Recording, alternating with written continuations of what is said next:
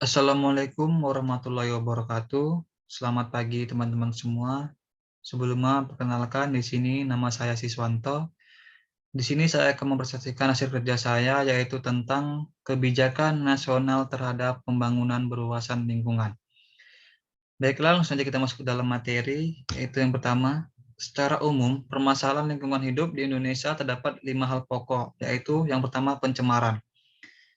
Pencemaran merupakan masalah yang muncul bila mana suatu zat atau energi dengan tingkat konsentrasi yang sedemikian rupa hingga dapat merubah kondisi lingkungan, baik secara langsung ataupun tidak langsung. Dan pada akhirnya, lingkungan tidak dapat berfungsi sebagaimana mestinya. Kemudian yang kedua, pemanfaatan alam secara tidak terkendali. Masalah berikut ialah rusaknya tata lingkungan alami. Hal ini merupakan dampak dari tingkah laku manusia dalam mengeksploitasi dan menggunakan sumber daya alam secara tidak seimbang. Kemudian yang ketiga yaitu kepadatan penduduk atau population bomb. Kepadatan penduduk lazim disebut ledakan penduduk atau population bomb. Pertambahan penduduk makin lama makin meningkat hingga akhirnya memadati muka bumi. Hal ini kemudian justru merupakan rentetan-rentetan masalah yang membentuk sistem lingkungan. Dan juga karena setiap manusia tidak lepas dari kebutuhan, mulai dari yang pokok sampai kebutuhan pelengkap. Kemudian yang ketiga yaitu menurunnya populasi fauna. Menurunnya populasi fauna. Menurunnya populasi makhluk hidup atau terutama binatang-binatang liar, selain yang untuk mencukupi kebutuhan berupa tindakan berburu, namun juga banyak berkaitan dengan kegiatan-kegiatan lain yang bisa mengganggu perkembangbiakan atau populasi dan merusak habitat binatang-binatang tersebut. Kemudian yang kelima yaitu ketidakseimbangan ekosistem-ekosistem. Masalah lingkungan tidak saja terbatas pada masalah biofisik, tetapi juga pada lingkungan sosial atau ekosistem sosial. Misalnya yang dapat dirasakan berupa bergesernya sistem nilai setiap nilai gotong royongan, etika, serta nilai-nilai budaya lainnya. Kemudian, kebijaksanaan dalam pembangunan berwawasan lingkungan.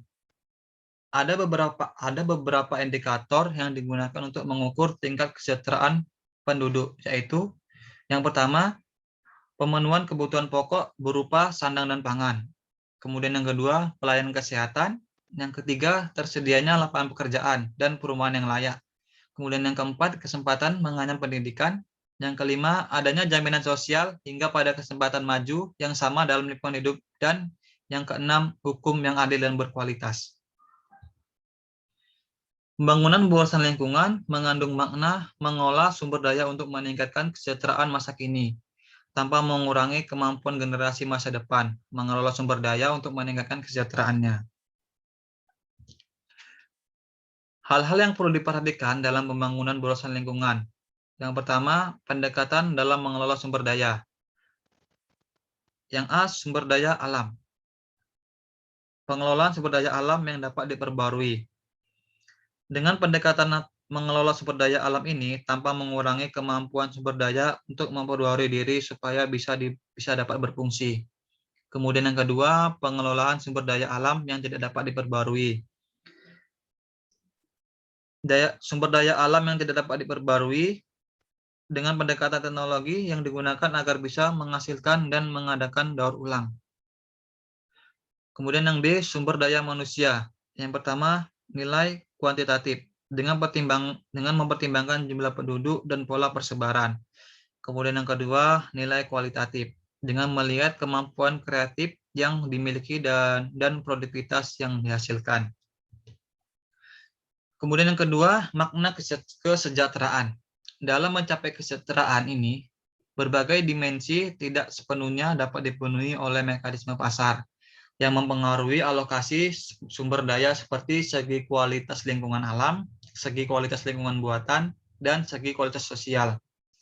Kemudian yang ketiga, tanggung jawab antar generasi.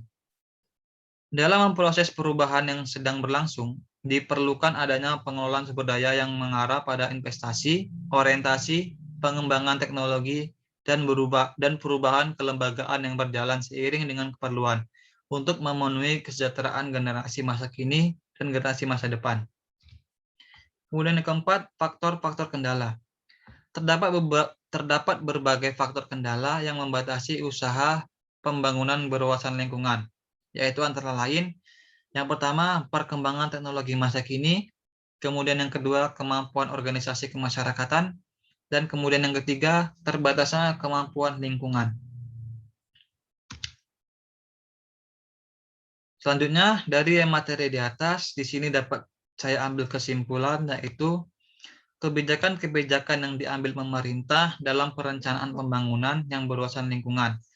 Peran pemerintah dalam perencanaan pembangunan di negara-negara berkembang sangat besar melalui penggunaan seperangkat instrumen kebijakan dalam penetapan sumber pendapatan pemerintah, misalnya pajak, bea cukai, dan pungutan.